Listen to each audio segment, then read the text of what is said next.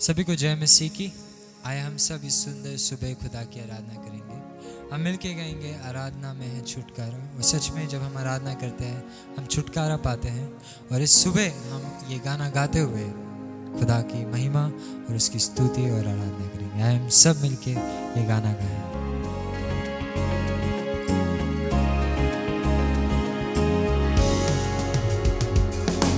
आराधना में है छुटकारा, आराधना में है चंगाई, आराधना में है छुटकारा, आराधना में है चंगाई। शरीर दे आत्मा में शांति आनंद देता है, जान से प्यारा प्रभु। शरीर दे आत्मा में शांति आनंद देता है, जान से प्यारा प्रभु। प्रार्थना करे आराधना करे, वो अच्छा है कितना भला है। हालेलुया। प्रार्थना करे आराधना करे, वो अच्छा है कितना भला है। छुटकारा पाए हमेशा हमेशा, छुटकारा पाए हमेशा,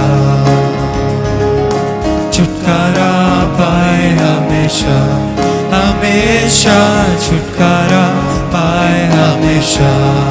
मांगो मांगोगे तुम्हें मिलेगा, ढूंढोगे तुम पाओगे। मांगोगे तुम्हें मिलेगा, ढूंढोगे तुम पाओगे। खटखटाओ खुलेगी सर की आशीषें, पाओ तुम उससे अभी। खटखटाओ खुलेगी सर की आशीषें, पाओ तुम उससे अभी। प्रार्थना करे आराधना करे, वो अच्छा है कितना भला है। हालेलुया। प्रार्थना करे आराधना करे, वो अच्छा है कितना भला है। छुटकारा पाए हमेशा हमेशा, छुटकारा पाए हमेशा, छुटकारा पाए हमेशा हमेशा, छुटकारा पाए हमेशा। और एक बार मिलकर बोलेंगे, छुटकारा पाए हमेशा हमेशा, छुटकारा पाए हमेशा। आराधना में है छुटकारा, आराधना में है चंगाई, आराधना में है छुटकारा, आराधना में है चंगाई। शरीर दे आत्मा में शांति आनंद देता है, जान से प्यारा प्रभु। शरीर दे आत्मा में शांति आनंद देता है, जान से प्यारा प्रभु। शरीर दे आत्मा में शांति आनंद देता है, जान से प्यारा प्रभु। हमारे जीवन में शांति आनंद देने वाला, हमारे जीवन में चंगाई देने वाला वही प्रभु है। आज इस सुबह के समय पर हमारा संग में है, साथ में है। हम मिलकर उसको धन्यवाद करें। आइए प्रार्थना करेंगे। हालेलुया। प्यारे पिता, धन्यवाद इस सुंदर सुबह के लिए पिता, धन्यवाद इस आराधना के लिए, और धन्यवाद पिता आज के वचन के लिए। जैसे अभी हम सुनने जाएंगे, जो भी सुने उसको तृप्त करना पिता, उनके जीवन को बदलना, ताकि आपके नाम की महिमा स्तुति हो। मांगते दुआ प्रभु यीशु मसीह के नाम से, आमीन। आए हम सब इस वक्त वचन की ओर बढ़े। जय मसीह की। परमेश्वर के नाम की स्तुति हो। एक और बार इस नए प्रभात में हमें परमेश्वर के वचन के सामने आने के लिए परमेश्वर ने अपना अनुग्रह हम पर किया।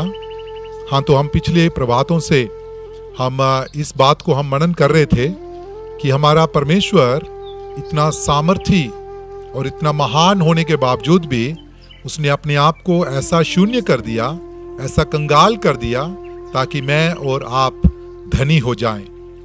वचन में हम धनी हो जाएं, उसके ज्ञान में हम धनी हो जाएं, उद्धारता करने में धनी हो जाएं। पिछली प्रभात को हमने इस बात को मनन किया कि भलाई करने में हम धनी हो जाएं, अर्थात बुराई के बदले भलाई करें। आज परमेश्वर के वचन के द्वारा हम एक और क्षेत्र को हम देखेंगे, जिस क्षेत्र के द्वारा परमेश्वर चाहता है कि मैं और आप धनी हो जाएं।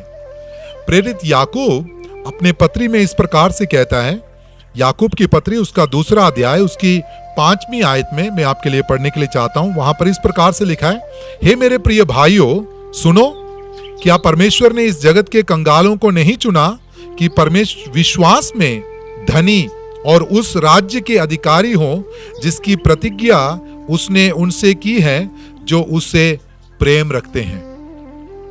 विश्वास की परिभाषा हमें एक और बार देने की जरूरत नहीं है, क्योंकि परमेश्वर का वचन हम उत्पत्ति से लेकर प्रकाशित वाक्य के पुस्तक जब तक हम देखते समय वहां पर संतों के द्वारा जो विश्वास से जिन्होंने उस परमेश्वर के उस आत्मिक जीवन को जिन्होंने जिया, उनकी एक बहुत बड़ी सूची या एक बहुत बड़ी पट्टिका हम बाइबल में देखते हैं। विशेषकर इब्रानियों की पत्री उसके 11वें अध्याय में जब हम देखते समय वहां वो विश्वास के द्वारा जिए हुए लोगों का एक बहुत बड़ी सूची वहां पर देखने के लिए हमें मिलता है।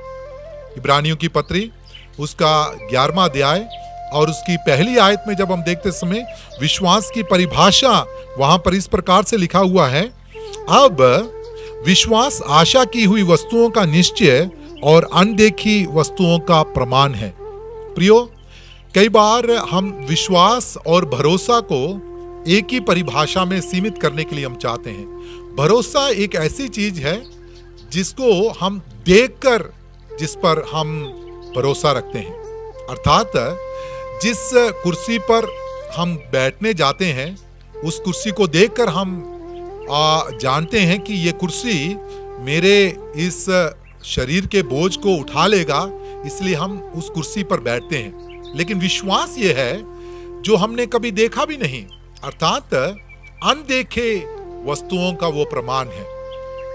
तो यदि ऐसा है तो विश्वास के क्षेत्र में भी हमें धनी होने के लिए परमेश्वर ने रखा हुआ है।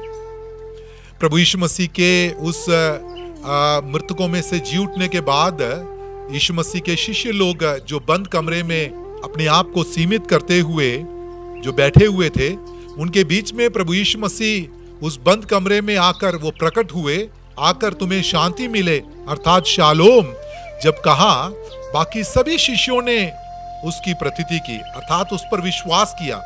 लेकिन उसके शिष्यों में से एक शिष्य था जिसका नाम था थोमा। उसने कहा, जब तक मैं देखूंगा नहीं तब तक मैं विश्वास नहीं करूंगा। उसके उस विश्वास के बढ़ोतरी के लिए, विश्वास का सम्मान करते हुए प्रभु यीशु मसीह ने उसको नेवता दिया और कहा, तू आकर देख ले। जब उसने आकर देखा और विश्वास किया और कहा कि अब मैं विश्वास करता हूं, लेकिन जाते जाते थोमा को प्रभु यीशु मसीह ने कहा, तूने तो देखकर विश्वास किया, लेकिन धन्य है वे जो अनदेखी विश्वास करते हैं। अर्थात मेरे और आपके लिए प्रभु यीशु मसीह ने धन्य शब्द कहते हुए कहा, क्योंकि हम देखकर नहीं, हम अनदेखी विश्वास में हैं। यह किसी प्रकार का अंधविश्वास नहीं है, ना ही किसी प्रकार का अंधा विश्वास है।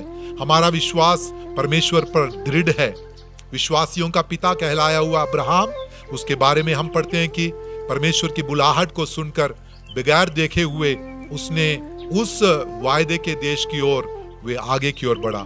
यदि इस प्रकार से है प्रियो, मैं और आप एक आत्मिक यात्रा में हैं। हमें यदि किसी प्रकार से विश्वास की कमी है, उस कमी को देखकर हमारे आत्मिक जीवन पीछे की ओर लेकर जाने के लिए हमेशा शैतान चाहता है। लेकिन आज एक नया संकल्प लेते हुए परमेश्वर की उपस्थिति में हम आ जाएं और हम कहें, परमेश्वर आपके कंगाल हो जाने के कारण मेरे विश्वास के जीवन के क्षेत्र को आपने धनी बनाया हुआ है। उस धन को अपने लिए उस दावा करते हुए मुझे विश्वास में आप धनी बना दीजिए कर यदि हम प्रार्थना करेंगे तो प्रियो, मेरे और आपका विश्वास परमेश्वर और भी बढ़ाएगा। मुझे और आपको विश्वासी नाम से पुकारते हैं। क्यों? क्योंकि हमने ये विश्वास किया। इसलिए परमेश्वर का वचन कहता है, जो हृदय से विश्वास करता है और मुंह से अंगीकार करता है वो उद्धार को प्राप्त करता है। तो हमने यदि इस प्रकार से विश्वास किया प्रभु यीशु मसीह पर, क्या हम आने वाले जीवन के बारे में हम विश्वास नहीं कर सकते? अनंत जीवन के बारे में हम विश्वास नहीं कर सकते? हाँ, जिसने हमसे वायदा किया हुआ है वो विश्वास योग्य परमेश्वर है। वे विश्वासघाती नहीं है, रास्ते में छोड़कर जाने वाला परमेश्वर नहीं है। इसलिए उस पर विश्वास करते हुए हम आगे की ओर बढ़े और परमेश्वर से हम कहे, परमेश्वर इस विश्वास रूपी धन से आप मुझे पोषित कर लीजिए, ताकि दूसरों के लिए भी मैं विश्वास की बढ़ोतरी का कारण बन जाऊं। आइए हम प्रार्थना करें। प्रेमी पिता परमेश्वर, जो विश्वास रूपी धन आपने हमें दिया हुआ है, आपके उस अनुग्रह के द्वारा आपने ये कार्य जो हमारे जीवन में किया है, उस विश्वास के धन में परमेश्वर आगे बढ़ने के लिए, विश्वास में धनी होने के लिए, दूसरों के लिए भी एक विश्वास का कारण बनने के लिए परमेश्वर मुझे आप बना लीजिए। मुझे सुनने वाले श्रोताओं के लिए आपसे विनती प्रार्थना है परमेश्वर, यदि कोई विश्वास में कमजोर है, यदि बार बार उस जो शक के कारण हो जाएं, विश्वास की कमी के कारण हो जाएं, आत्मिक जीवन में यदि वो पीछे की ओर जा रहे हैं परमेश्वर, और भी उनको आगे बढ़ने के लिए आप मदद कीजिए। प्रार्थना को सुन लिए धन्यवाद प्रभु यीशु मसीह के पवित्र नाम से मांगते हैं, आमीन। परमेश्वर सबको इस वचन के अनुसार आशीष दे।